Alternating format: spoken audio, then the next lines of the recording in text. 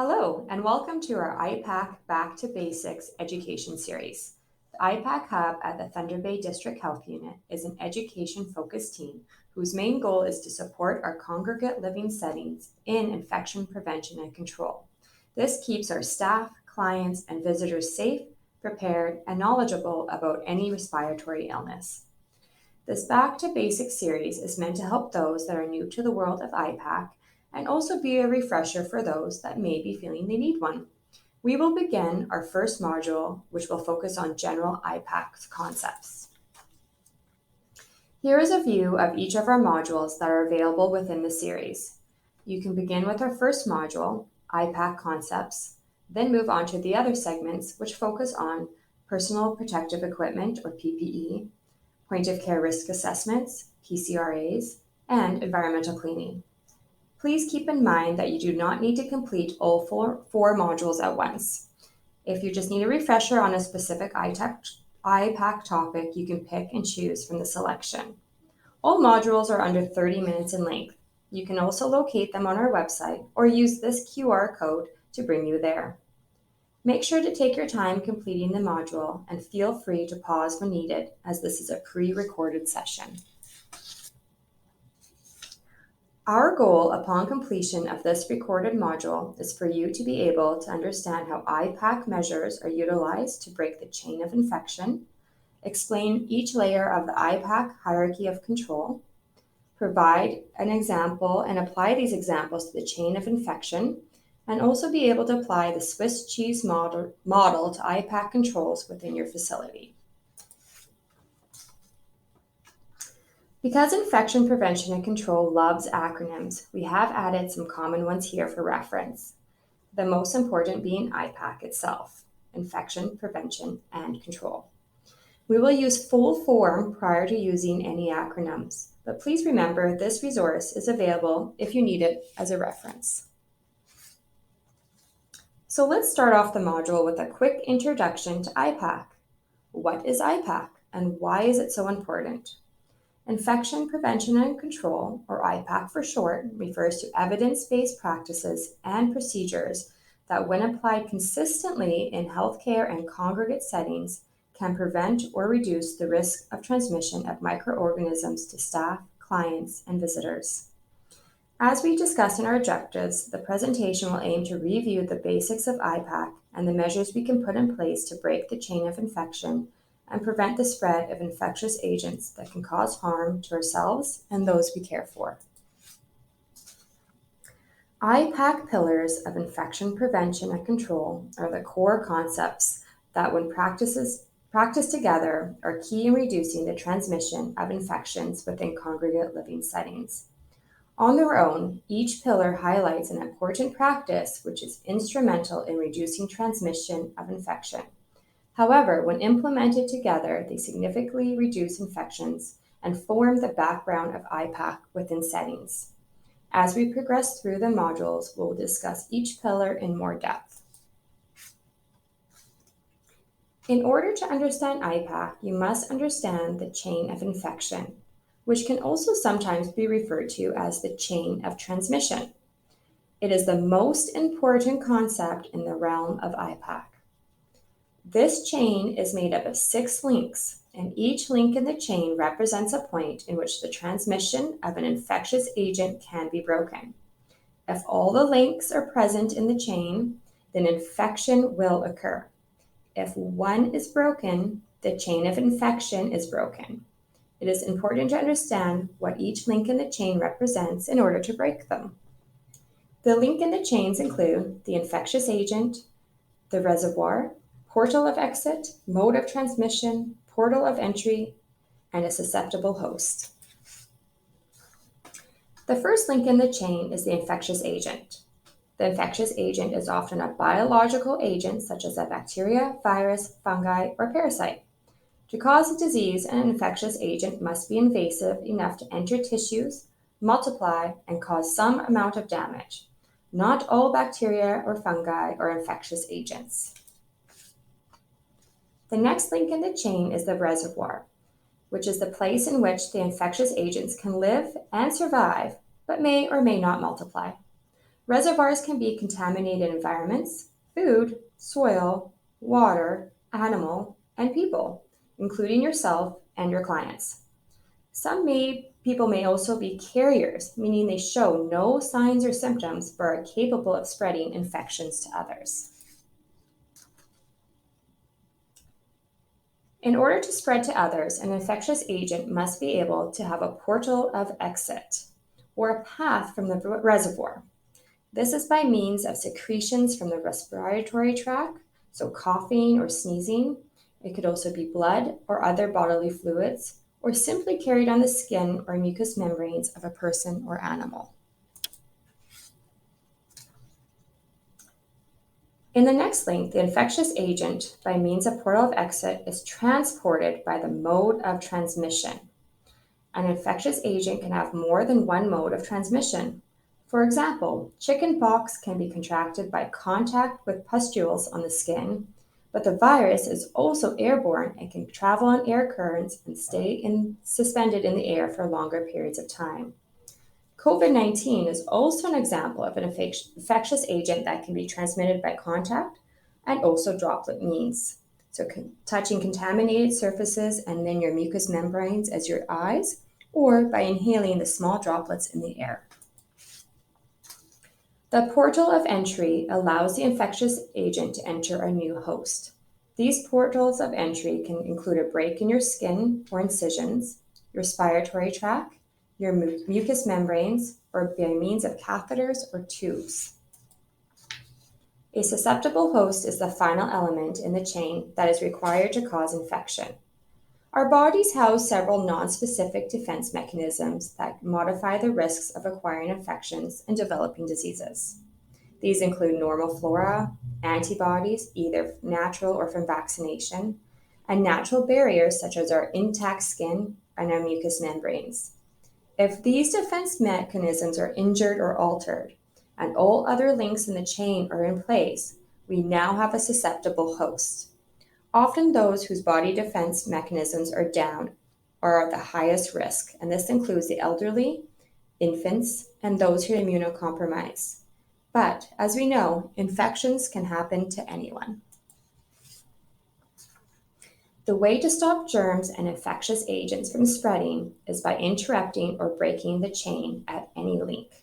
You can break the links by initiating different measures at each point in the chain. Transmission can be interrupted when the infectious agent is eliminated, inactivated, or cannot exit the reservoir. Portals of exit are eliminated through safe practices. Transmission between objects or people does not occur due to barriers or safe practices. Portals of entry can be protected. We can keep our hosts healthy and not susceptible. Our presentation will cover some of the main methods of breaking the chain, thus preventing transmission.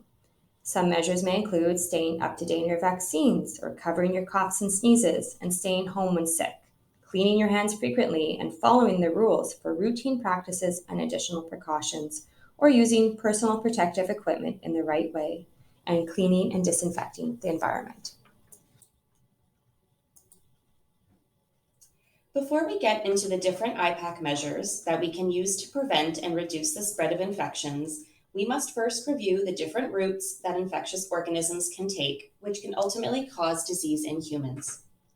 The main routes of transmission that we will cover today include contact transmission, so this includes direct or indirect, droplet transmission, and airborne transmission.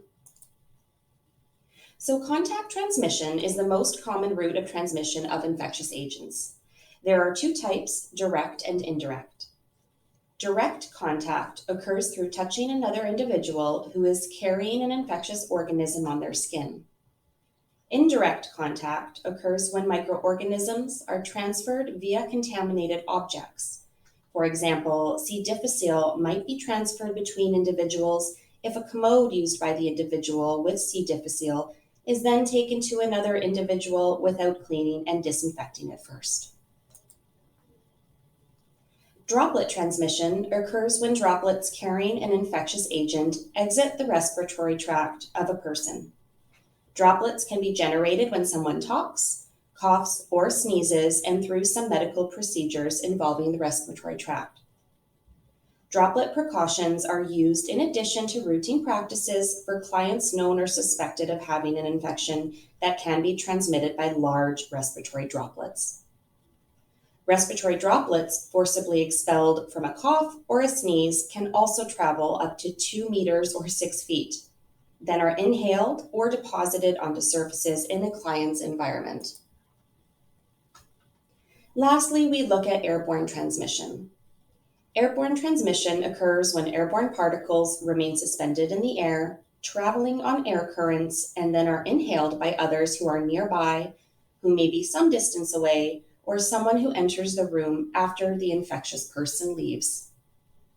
Airborne precautions are used in addition to routine precautions for clients known or suspected of having an infection that can be transmitted by respiratory particles very small in size, generally less than 5 micron. Respiratory particles can also be amplified from specific medical procedures referred to as AGMP, or aerosol generating medical procedures. These can include CPAP, intubation, and high flow oxygen. Now we'll go over some examples of diseases that are commonly transmitted through the various routes. Contact are diseases that are transmitted via contact route, which include C. difficile, norovirus, VRE, and MRSA. For droplet, these are diseases transmitted by the droplet route, which include but are not limited to influenza, COVID-19, pertussis, also known as whooping cough, and bacterial meningitis. And airborne diseases transmitted by airborne route include measles, smallpox, chickenpox, and active tuberculosis. The hierarchy of hazard controls is an approach to containment of hazards in the workplace and describes the layered occupational health and safety measures. In the context of reducing risks of transmission, you can see that PPE remains at the very bottom, meaning it is actually considered the least effective. This is important, and we will touch on this more later on. At the top are the elimination and substitution strategies, which are the most effective at preventing exposures and involves physically removing or replacing the hazard.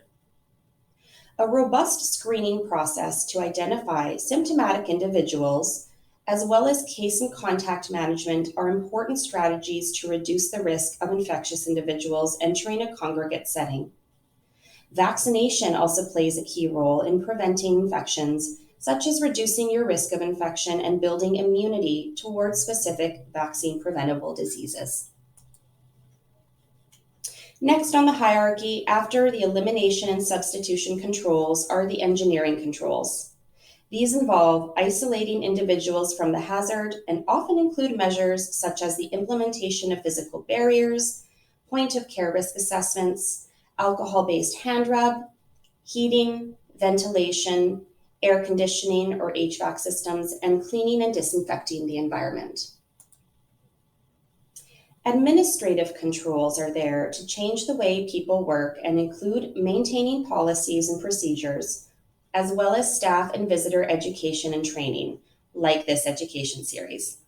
Although we won't go as in depth with administration controls during this particular presentation, know that this is still an important component of reducing transmission as it dictates the policies and procedures for each of the measures we will be discussing. Personal protective equipment, or PPE, is considered the last line of defense and should not be relied upon as the primary preventative measure for infectious diseases, although it still plays a very important role. This is because at the moment you are using it, you are already at the point of risk or exposure, as opposed to the other measures which work to prevent it. PPE is also dependent on the knowledge of the person using it, meaning if you are not educated in its proper use, it will not be effective in protecting you. Overall, it is the bundle of health and safety measures, rather than one specific measure, that needs to be put into place to help reduce infection risk given the spectrum of transmission. Here, we'll take a look at the Swiss cheese model. The Swiss cheese model demonstrates how each control level on the hierarchy, which we just discussed, can have faults or may not always work 100% on their own. An easy example would be for PPE. As we know, PPE is the last measure within the hierarchy. Being the least effective, it has the most holes, and this can be visualized on the left. As you move up the hierarchy, the layers are stacked and you wind up with less holes where infectious agents can sneak through. Regardless of the amount of holes within each control or slice of cheese, when you layer these approaches, the result is a reduction in penetration of disease through the layers of protection that have been put in place. Depending on the situation, meaning the prevalence or significance of disease, you may require many slices or controls at one time, while at other times, one or two controls may suffice. The control measures within the hierarchy ultimately work best when treated as a group or unit and not as individual pieces. The takeaway that we want you to keep in mind as we go through the presentation is that infection prevention and control measures are meant to be multi-layered approach, and we encourage the implementation of a combination of these measures in order to provide protection within your settings. Let's take a closer look at some elimination strategies next. So on this slide, we'll be discussing the IPAC measure of vaccination, which is under the elimination controls of the hierarchy. The goal of vaccines is to eliminate the risk of transmission, making them one of our greatest defenses against the spread of infections. As you've seen on the hierarchy of controls, vaccines are a part of the elimination strategies that can be put in place, making them top tier and most effective. All vaccines work by presenting our body with something that looks like the infection so that our immune system can learn how to produce its own natural protection. This natural protection then helps prevent future illness if you come into contact with the viruses such as COVID-19, influenza, measles, and many others. The next IPAC measure we wish to discuss is screening. So screening is captured in the elimination strategy on the hierarchy of controls. This is because you are able to remove or eliminate the illness prior to it ever entering your facility with this strategy. Screening practices can vary between facilities and also vary internally, meaning that usually occurs day to day or perhaps what occurs during outbreaks or seasonal events. All organizations should have some form of a screening policy and procedure for staff, visitors, and clients. This used to be an unwritten rule that most organizations and individuals knew, but the pandemic has changed that. Now our congregate settings are expected to have a written plan for this, typically within their IPAC policies and procedures. Screening policies and procedures involves education for staff and visitors so they understand when to stay home if ill, and if they begin to feel unwell to go home and report it to the appropriate staff person. So now we're going to quickly touch on environmental cleaning and disinfection. This topic is one of our main pillars within infection prevention and control, and we have an entire Back to Basics series dedicated to it. Environmental cleaning and disinfection falls under the engineering controls of the hierarchy, as it reduces or prevents potential hazards from coming into contact with staff, clients, and visitors. Environmental cleaning reduces contamination by breaking down grease and removing organic material. On the other hand, environmental disinfection kills any microbial matter left behind from cleaning. It is important to note that there are many different methods and options for cleaning and disinfecting products that we will discuss within our fourth module of the Back to Basics series.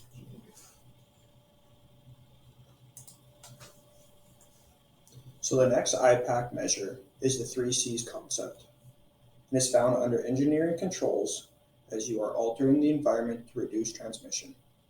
This IPAC measure was often promoted during the latter part of the pandemic. The 3 C's include avoiding closed spaces, crowded places, and close contact. Avoiding closed spaces. So as airborne particles or respiratory droplets are an increased risk in this condensed space, if possible, increase the size of the space, limit your time in the space, or increase air ventilation within this closed space. Avoid crowded indoor spaces with too many people, because this can lead to a reduction in airflow and reduce the ability to maintain distance from others, which can lead to an increase in transmission. If feasible, host larger events outside, which to reduce the risk of transmission. And lastly, avoid close contacts for extended periods. So reducing the number of people you are within close range to will reduce the risk of transmission between everyone involved. Consider cohorting during events and mealtimes to reduce contacts. So to sum it all up, when considering the 3 C's, the risk is highest when all 3 C's overlap: closed space, crowded place, and lots of close contacts. In this scenario, consider the measures we have just discussed and apply the strategies that work for your facility to reduce the risk of transmission. If unavoidable, this is where you can consider masking as an additional protective measure. Masking is an additional layer that can be applied to protect the person wearing the mask and those around them. Effective education falls within the administrative controls of the hierarchy, as they establish work practices that reduce the duration, frequency, or intensity of exposure to hazards. IPAC education is typically mandated within career education or within a facility. Therefore, it is ongoing and reoccurring. IPAC education is also adult-focused learning. Therefore, those providing the education must consider the needs of adult learners in order for them to participate in the learning experience and to facilitate any change within the congregate setting. Consider the age, knowledge, and experience to build on and utilize resources already available to recognize individual capabilities. A lot of learning can occur online now with technological advancements. However, some IPAC is best learned through other methods and can be personal style.